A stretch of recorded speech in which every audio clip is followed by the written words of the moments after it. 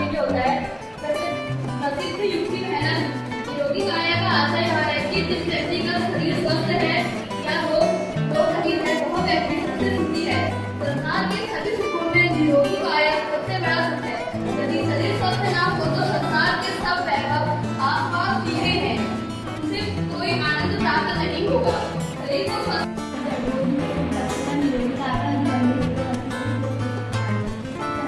स्वास्थ्य मनुष्य की पूंजी है। स्वस्थ व्यक्ति हर कार्य में कर सकता है और वह आरोग्य में आगे होता है। वह समस्या से लड़ सकता है। अगर वह स्वस्थ है तो उसे किसी भी कार्य को करने के लिए किसी व्यक्ति की आवश्यकता की जरूरत नहीं होती है। और एक स्वस्थ व्यक्ति और अगर हमारा पर्यावरण स्वस्थ है तो व्यक्ति भी स्वस्थ होगा। और हमें पर्यावरण की स्वस्थ और हमारा पर्यावरण स्वस्थ होने के साथ साथ हमें अपनी शारीरिक गतिविधियों का ध्यान रखना चाहिए।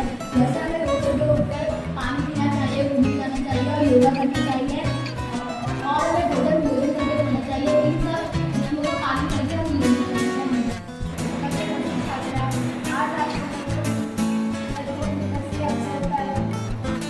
आज के बारे में बताना चाहती हूँ। निरोगी का अर्थ होता है जिससे कोई रोग नहीं होता और हमारे आसपास के सभी व्यक्तियों को निरोगी होना चाहिए। पर आजकल के समय पर मैं तो ऐसा व्यक्ति बहुत कम होंगे जो निरोगी होंगे।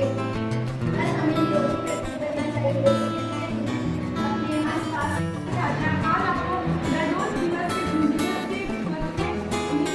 निरोगी काया के बारे में कुछ बताना चाहती हूँ। जैसा कि हम सभी जानते हैं, सभी व्यक्तियों के लिए स्वस्थ रहना कितना महत्वपूर्ण है। निरोगी होना भी सफलता का एक महत्वपूर्ण हिस्सा है। निरोगी व्यक्ति समाज की सेवा में अपना योगदान दे सकता है। निरोगी के होने के लिए हमें सुबह प्रातः उठ के योगा करना, व्यायाम करना चाहिए। शरीर को स्वस्थ बनाने के लिए व्यायाम करना जरूरी है। व्यायाम और शारीरिक चेष्टाओं को कहते हैं शरीर को स्वस्थ गया है उत्तराखंड में। और उत्तराखंड सरकार द्वारा इसको मनाने का पीछे जो कारण है वो ये है कि हम अपने स्थानीय जो व्यंजन है, स्थानीय जो हमारे पारंपरिक खाद्यान्न है, उनको बढ़ावा दें। और आप जानते हो कि समस्त विद्यालयों में MDM चलाया जाता है, माध्यमिक भोजन योजना चलाई जाती है, जिसके अंतर्गत बच्चों को दिन का आहार उपलब्ध कराया जाता है। तो गणभोज दिवस पर सरकार के द्वारा ये एक दिशा निर्देश दिया जाता है कि जो स्थानीय रूप में जो भी आपके पास चीजें हैं इनको आप पकाएंगे और बच्चों को खिलाएंगे। इसके पीछे कारण क्या है? देखिए, आहार तो बहुत तरह का है। जब मैं आपको पढ़ाती हूँ आहार के विभिन्न मांसाहार भी है, फलाहार है, अनाज है, दालें हैं, दूध है, दही है, अंडा, मांस, मछली, अलग अलग तरह के आहार है। बाजार में सब कुछ उपलब्ध है, लेकिन हर किसी की पहुंच पे नहीं है ना।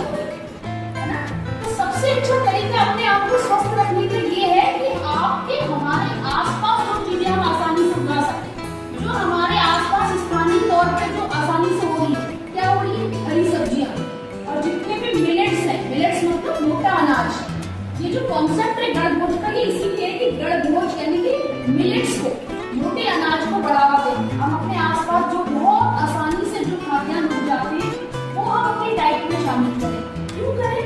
उसके पीछे कारण ये है क्योंकि जहाँ आप रहते हैं वहाँ जो भी खाद्यान्न होता है वो वहाँ की जमीन में जो भी पोषक तत्व है उससे भरपूर होता है।